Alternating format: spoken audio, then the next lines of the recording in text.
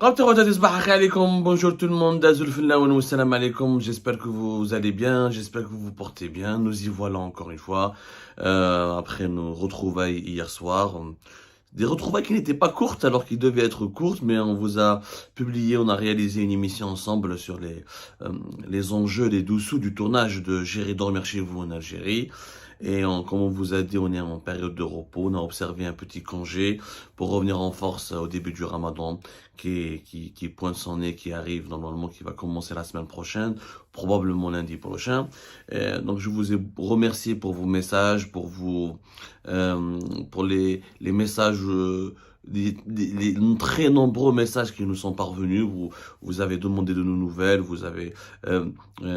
nous avez posé des questions sur notre pause aidée momentanée. Merci beaucoup pour votre générosité, pour votre attachement, pour toute l'affection que vous nous portez. Mais aujourd'hui, j'aimerais vraiment que vous partagiez massivement.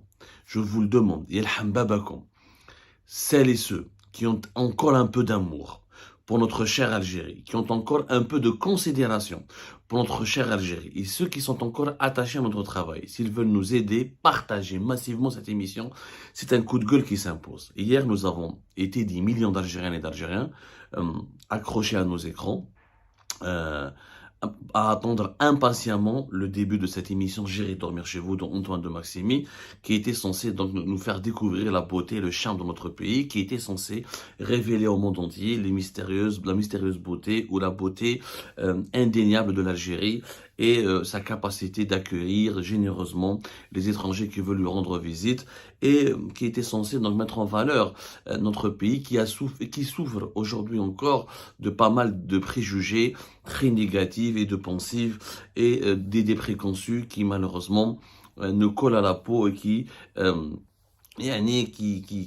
provoque, qui crée en permanence une image malheureusement chaotique de notre pays, dans l'inconscient, dans l'imaginaire de pas mal de pays étrangers. Et malheureusement, je dis bien malheureusement, J'irai dormir chez vous a encore une fois aggravé l'image catastrophique de notre pays. Cette émission a aggravé l'image catastrophique de notre pays. Et je suis choqué par la passivité de certains commentateurs, de certains observateurs et de certains internautes qui ont dit « Oh, magnifique émission, magnifique travail, exceptionnel ». En quoi elle est exceptionnelle cette émission? Yajma, Antoine de Maximi, il est venu en Algérie pendant 15 jours. Au final, il a pu dormir uniquement chez quelqu'un en Kabylie, Monsieur Daoud. Il a fait la sieste à Janet. C'est tout ce qu'il a pu faire. Une sieste à Janet et une nuit en Kabylie. Tout le reste, Antoine de Maximi n'a pas pu faire son travail. Il a été empêché par un flicage tout simplement honteux, humiliant. Les images que nous avons vues, notamment les séquences qui ont été tournées par Antoine de Maximi, et les témoignages d'Antoine de Maximi à Gherdaya et à Janet font honte à l'Algérie. C'est une honte. Donnez-moi un pays. Il a fait 65 pays, Antoine de Maximi. 65 pays.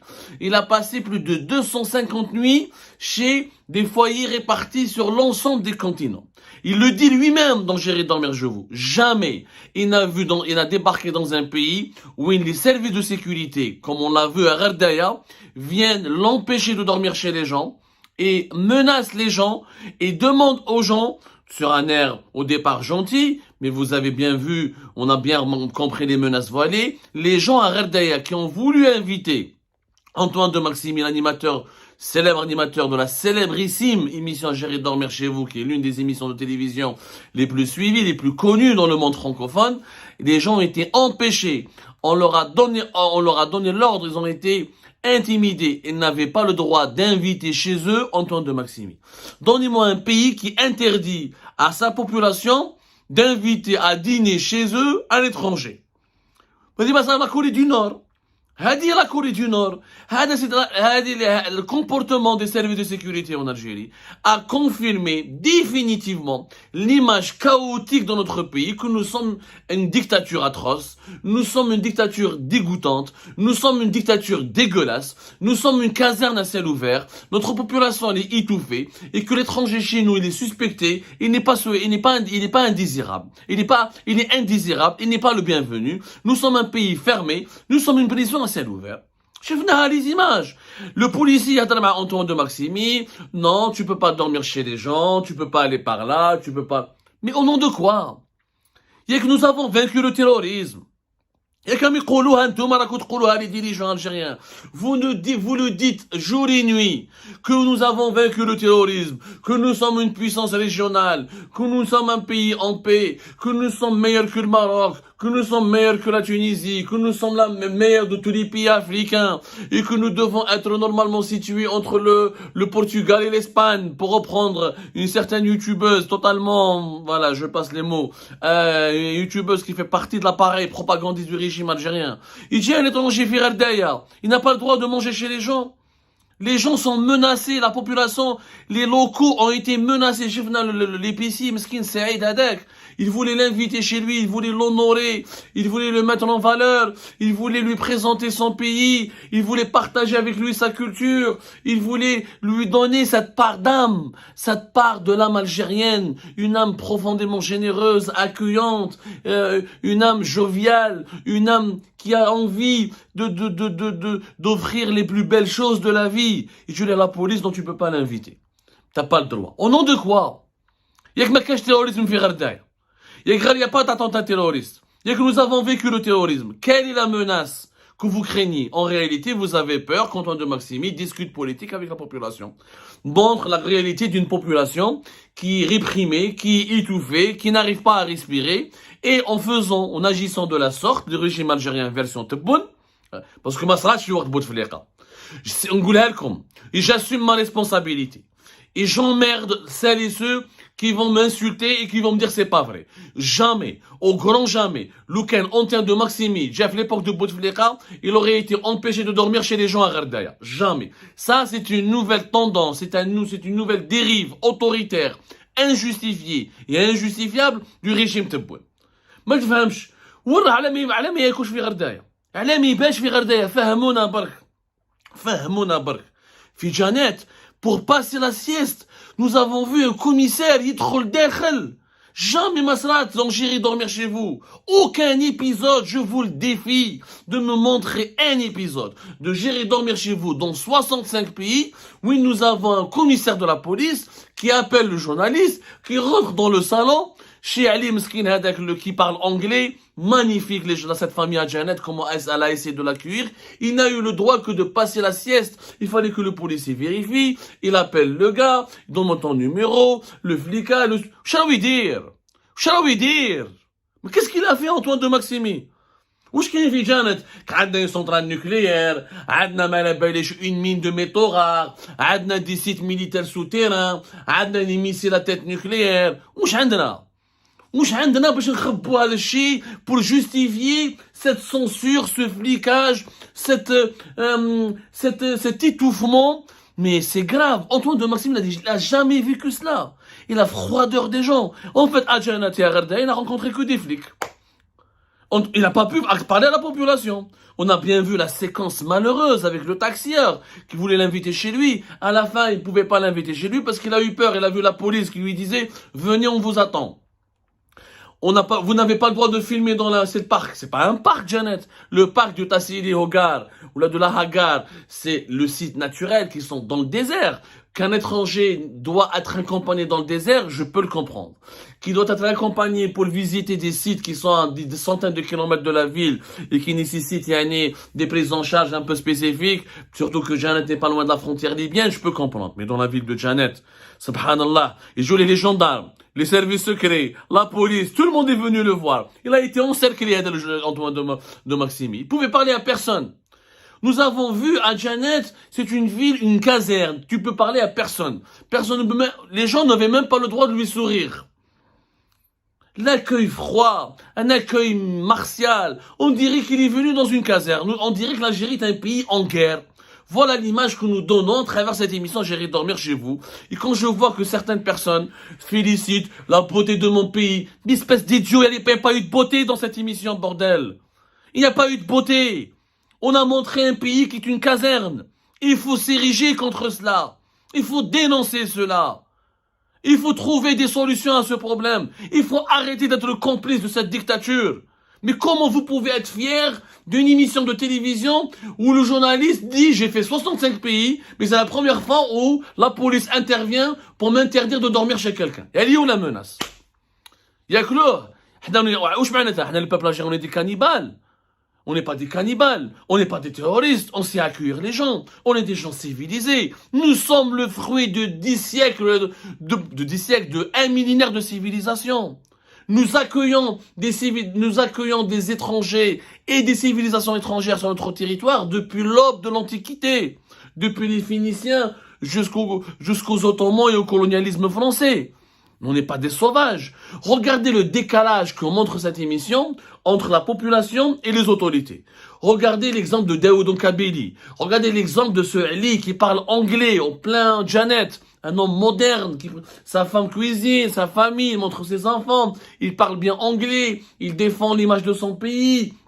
Il est accueillant, il est dans le partage. Et le régime, la sécurité, l'obsession sécuritaire, la surveillance, la répression, les interdictions, l'empêchement. Regardez le décalage.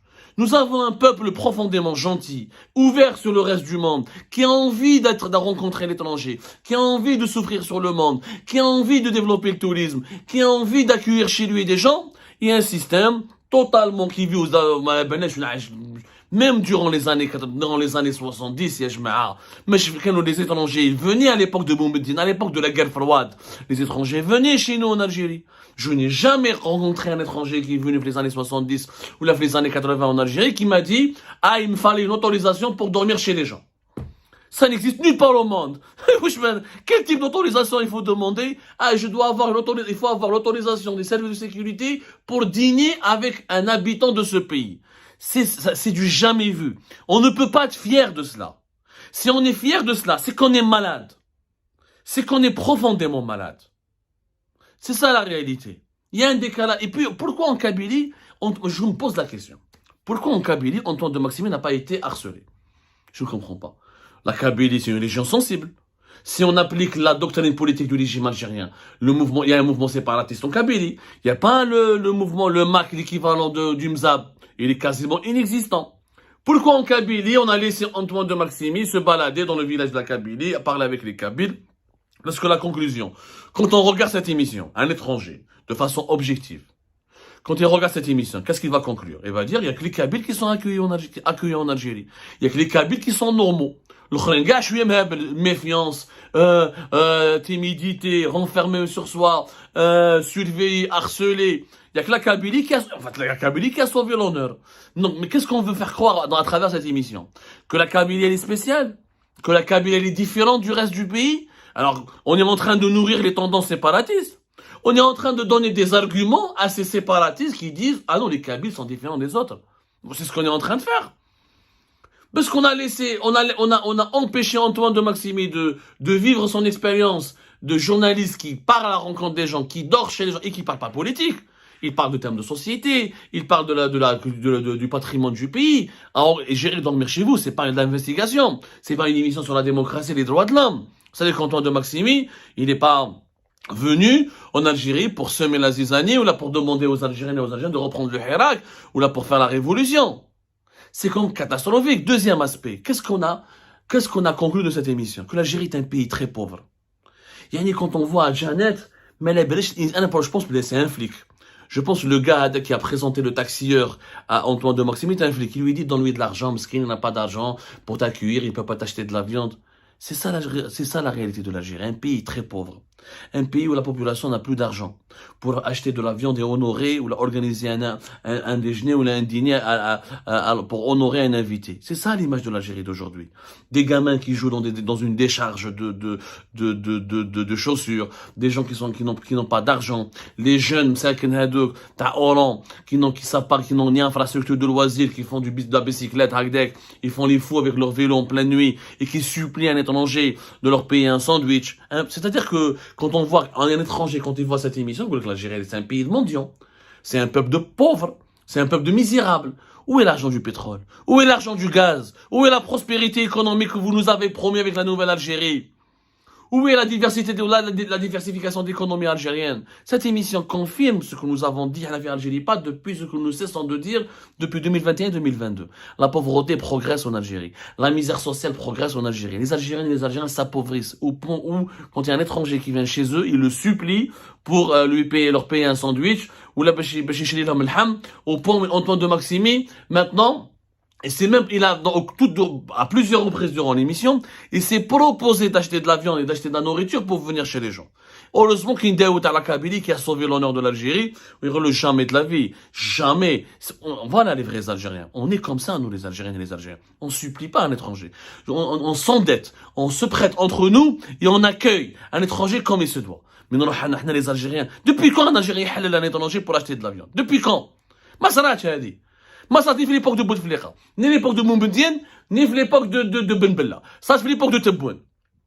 Ça se fait l'époque de Tebboune. Voilà la nouvelle Algérie. Voilà l'Algérie post-Hirak. Une Algérie pauvre, une Algérie réprimée, une Algérie qui vit sous la chape du plan, la chape de plan sécuritaire, une Algérie de la dictature, une Algérie où on peut même pas inviter un étranger à manger chez soi, une Algérie où on peut, une prison à ciel ouvert et une prison de pauvres, même pas une prison de riches. Une prison de pauvres. Cette émission va avoir un impact catastrophique sur le pays. Catastrophique. Qui va venir en Algérie maintenant? Qui va venir? Qui peut venir dans un pays où il y a des flics partout? La gendarmerie nationale. Il faut des autorisations. Il faut que la gendarmerie demande des autorisations. La police, les services secrets. Oui, je connais Jikom. Je connais Gina. Et après, on s'étonne pourquoi le Maroc accueille plus les gens, pourquoi le Maroc il est plus aimé, pourquoi la Tunisie elle est plus appréciée, pourquoi l'Égypte elle est plus appréciée. Parce que c'est des pays qui sont plus ouverts que nous, alors qu'ils ne sont pas des démocraties. Le Maroc n'est pas une démocratie, l'Égypte encore moins une démocratie. La Tunisie aujourd'hui c'est une dictature pire que, ou similaire à la dictature algérienne. Mais les pays sont plus ouverts. On n'exagère pas. On ne va pas imposer, on n'empêche pas les étrangers de venir manger chez les populations locales. C'est quand même extrêmement grave. Et puis, c'est des pays pauvres qui n'ont pas de gaz et qui n'ont pas de pétrole. Qu'un Égyptien ou qu'un Marocain, qu'un Tunisien n'ait pas d'argent pour offrir un beau repas ou un repas copieux à un étranger, je peux peut-être le comprendre. Mais qu'un Algérien, à Ghardaïa, c'est à côté Hassermel, l'un des plus grands gisements du gaz du continent africain. Qu'un pays, il y a du pétrole, il y a du gaz, il y a du phosphate, et où les dirigeants passent leur temps à nous dire que nous avons le meilleur indice de développement humain en Afrique, selon les classements officieux et officiels, et qu'à la fin, on voit qu'un étranger, quand il vient filmer chez nous, il est obligé d'acheter de la viande, ou là, il est obligé de se proposer de faire les courses parce que les gens n'ont pas d'argent pour le nourrir, c'est quand même extrêmement grave. Ça prouve que ce pays va mal. Donc, il n'y a pas de quoi être fier après cette émission de Gérer dormir chez vous. Vous pouvez être aveugle. Vous pouvez vous convaincre, vous bercer d'illusions. Mais on ne peut pas être fier. Et à l'époque de Bouteflika, ça n'aurait jamais été comme ça. On vivait beaucoup mieux avant. Et les étrangers venaient. أنا كنت نجيب les étrangers. كانوا يجونا des Français, des Allemands. Moi, je faisais des reportages في la Casbah, مع une délégation de l'ambassade d'Allemagne. كانوا يجوا كنا حبة البشار, Tagit avec des étrangers. Ils jouent. كانوا يجوا discrètement, les renseignements généraux. يعيطوا لنا, واش خويا عبدو صافا, ما خصكم. شكون هادو les étrangers, واش راح ديروا. Voilà comment ils faisaient, discrètement. Tu sentais même pas leur présence. Tu sentais même pas leur présence. J'étais à Tamanrasset avec les étrangers. J'étais à Tahrir. J'ai fait le tour du pays.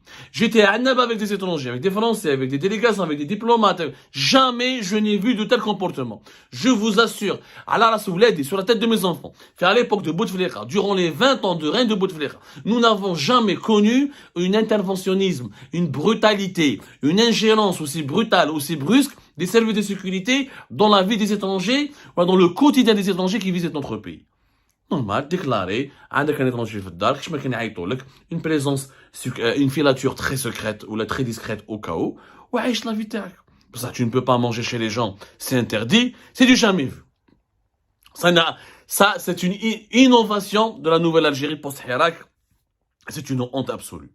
Une honte absolue, cette émission, à couvert de honte, l'Algérie. Il n'y a pas de quoi être fier. Et j'espère que nous pourrons réinviter une prochaine fois Monsieur Antoine de Maximi lorsque nous allons changer ce régime. J'espère que le changement viendra juste après 2024. Et nous allons le réinviter une prochaine fois pour qu'il puisse circuler librement dans notre pays, manger copieusement dans tous les foyers de notre pays, en toute liberté, pour qu'il puisse découvrir enfin que l'Algérie n'est pas une caserne à ciel ouvert, n'est pas une prison à ciel ouvert. C'est un pays chaleureux, chaleureux sur le plan humain, très généreux et un pays aimant et tendre.